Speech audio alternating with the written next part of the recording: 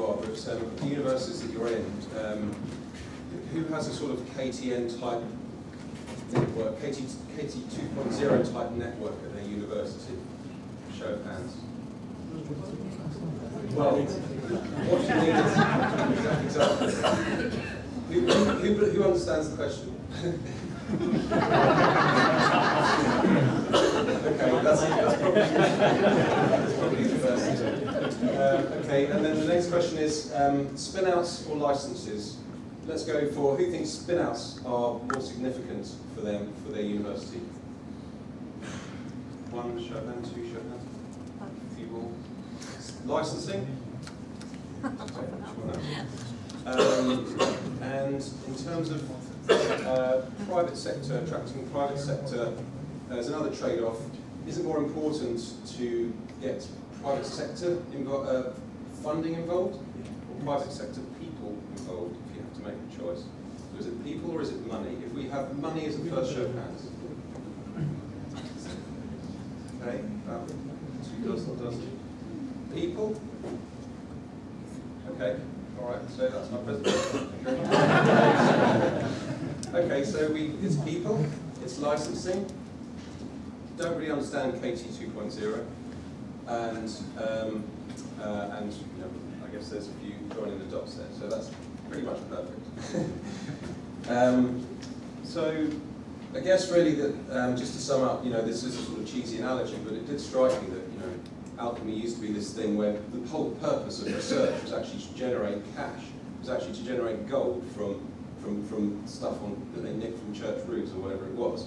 And actually now, then it became with the Enlightenment more knowledge for knowledge's sake, and progression of knowledge, research, and actually now, because of economic reasons as well as commercial reasons, climate, I should say, economic climate as well as natural enterprise, it's both.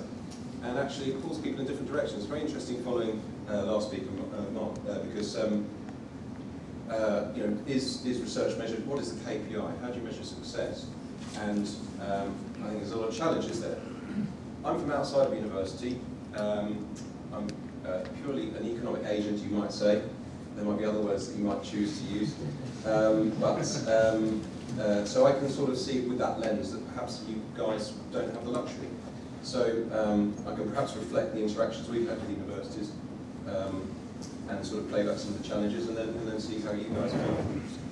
So this is our take on, my take on commercialization pyramid, and it's applying to licensing and spin-outs, and I'll come on to how that means. We think that there are three key tenets, if you like. There's the money, there's actually the filtering, because there's an awful lot of stuff, and this is how to make money out of research. We're not focusing on the knowledge for knowledge's sake here.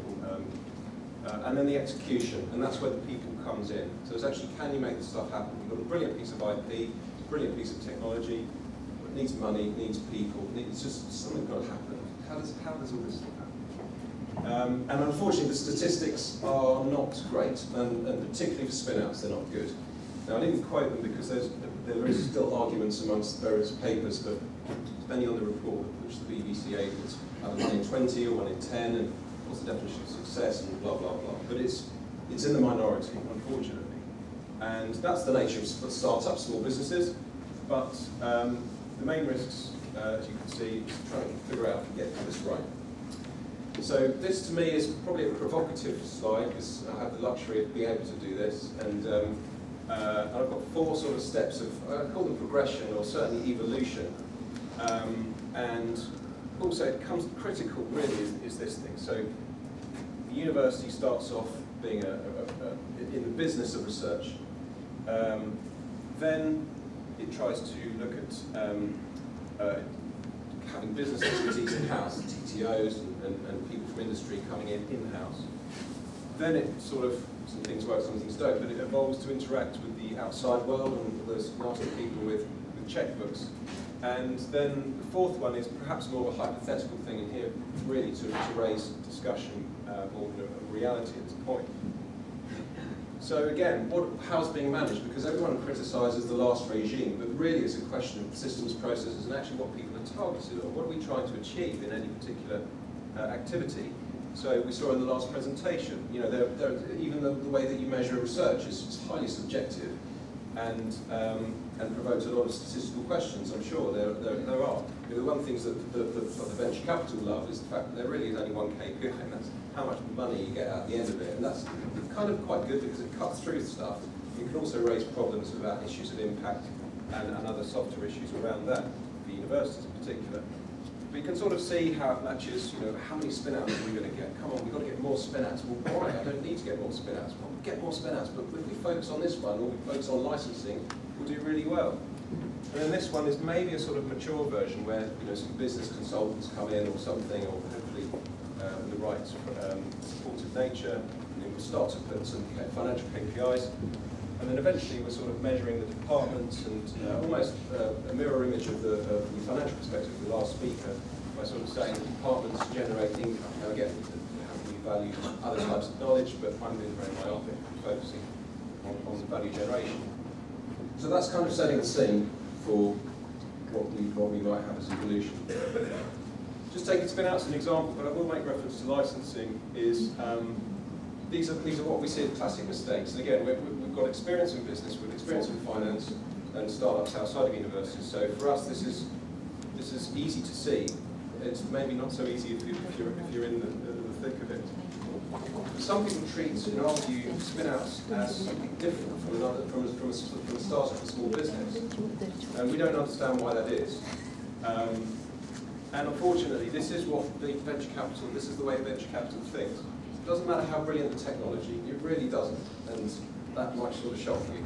Is there a good business manager in there who we trust with our money to either make a success of this, or actually, as you've seen, so high-profile cases, if it doesn't look like it's succeeding, return the rest of the cash to shareholders and really look after shareholders' interests rather than find something new and crazy and shiny to spend it on.